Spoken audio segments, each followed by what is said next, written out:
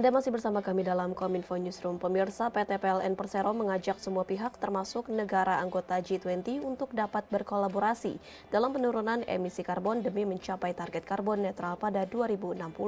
Direktur Utama PLN Darmawan Prasojo mengatakan, saat ini PLN telah menjalankan transisi energi dengan membangun pembangkit energi baru terbarukan. Secara bertahap, PLN juga mempensiunkan dini pembangkit berbasis batubara.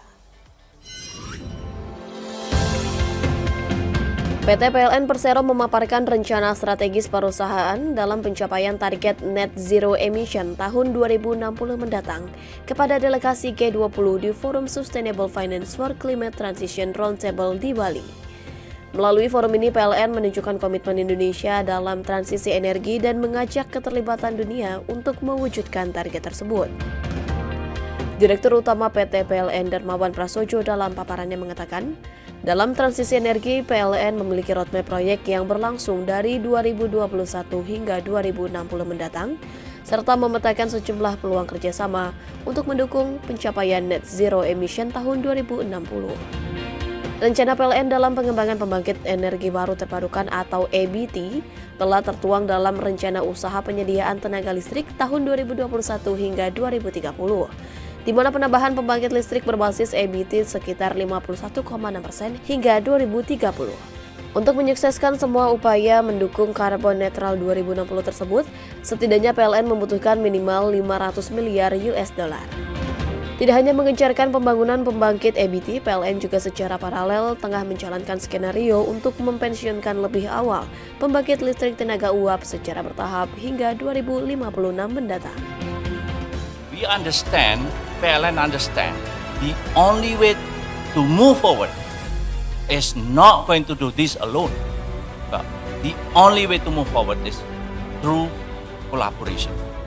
Collaboration of policy, collaboration of strategy, collaboration of technology, innovations, investment, domestic, regional, international. Again, we emphasize this is a global problem. Kementerian Kelautan dan Perikanan mulai melakukan sosialisasi keputusan Menteri Kelautan dan Perikanan nomor 42 tahun 2022 tentang mekanisme penyelenggaraan pendirian dan atau penempatan bangunan dan instalasi di laut. Dirjen Pengelolaan Ruang Laut Kementerian Kelautan dan Perikanan Victor Gustav menyebutkan, ruang laut dapat dimanfaatkan bersama demi kesejahteraan umat manusia. Kementerian Kelautan dan Perikanan menerbitkan Keputusan Menteri Kelautan dan Perikanan Nomor 42 Tahun 2022 tentang mekanisme penyelenggaraan pendirian dan atau penempatan bangunan dan instalasi di laut.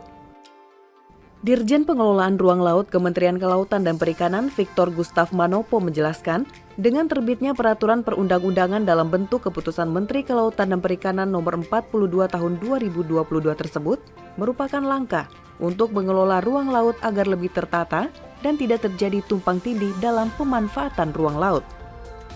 Selain itu, melalui keputusan menteri ini diharapkan agar para stakeholder mendapatkan gambaran secara komprehensif mengenai seluruh tahapan yang harus dilewati dalam membangun bangunan atau instalasi di wilayah laut, serta menjadi payung hukum bagi kementerian lembaga terkait mengenai perizinan pembangunan instalasi di laut, sehingga posisi masing-masing kementerian dan lembaga yang memiliki wewenang di laut tergambar jelas.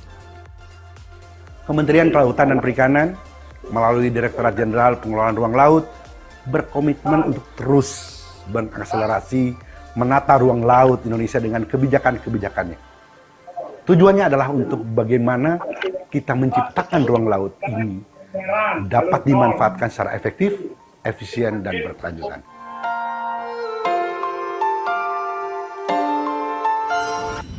Sementara itu, pemirsa, pada peringatan HUT BNPT ke-12, Komjen Pol Boy Rafli Amar mengajak semua elemen bangsa untuk bersinergi mencegah intoleransi, radikalisme, dan terorisme.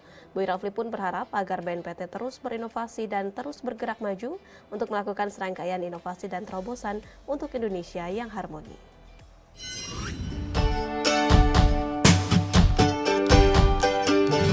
Kepala Badan Nasional Penanggulangan Terorisme, Komjen Pol Boy Rafli Amar, mengajak semua elemen bangsa bersinergi cegah intoleransi, radikalisme, dan terorisme. Hal ini disampaikan dalam acara peringatan HUT ke-12 BNPT yang digelar pada 16 Juli 2022 di kantor BNPT Sentul, Bogor, Jawa Barat. dengan tema Gelorakan Sinergi Bangsa dalam mencegah intoleransi, radikalisme, dan terorisme menuju Indonesia Harmoni. Peringatan atau syukuran BNPT tahun 2022 ini, kami mengangkat tema Gelorakan Sinergi Bangsa dalam mencegah intoleransi, radikalisme, dan terorisme menuju Indonesia Harmoni. Adalah sebuah bentuk kesadaran bahwa dalam mewujudkan Indonesia yang harmoni, kita memerlukan sinergi, kolaborasi bersama seluruh elemen bangsa. Tema ini dipilih sebagai wujud peningkatan kesadaran semua pihak bahwa terorisme adalah musuh bersama. Dalam menanggulangi hal tersebut diperlukan sinergi multi pihak. BNPT selama ini juga telah melakukan upaya sinergi yang diperkuat dengan sejumlah pendandatanganan nota kesepahaman bersama dengan berbagai pihak, yakni mulai unsur kementerian lembaga, organisasi masyarakat, akademisi, media, pemerintah daerah, BUMN, serta BUMD. Selain itu, Boy Rafli juga mengingatkan pentingnya bentuk pertahanan nasional dengan memegang teguh 4 konsensus nasional. Boy Rafli berharap agar BNPT terus berinovasi dan bergerak maju untuk melakukan serangkaian inovasi dan terobosan untuk Indonesia Harmoni. Dalam rangka meningkatkan ketahanan bangsa kita, ketahanan nasional bangsa kita, yaitu membangun imunitas bangsa. Apa yang kita lakukan? Kita tidak boleh lupa apa yang telah menjadi 4 konsensus nasional bangsa kita, yaitu Undang-Undang Dasar 1945, Ideologi Negara Pancasila, Bhinneka Tunggal Ika, dan NKRI.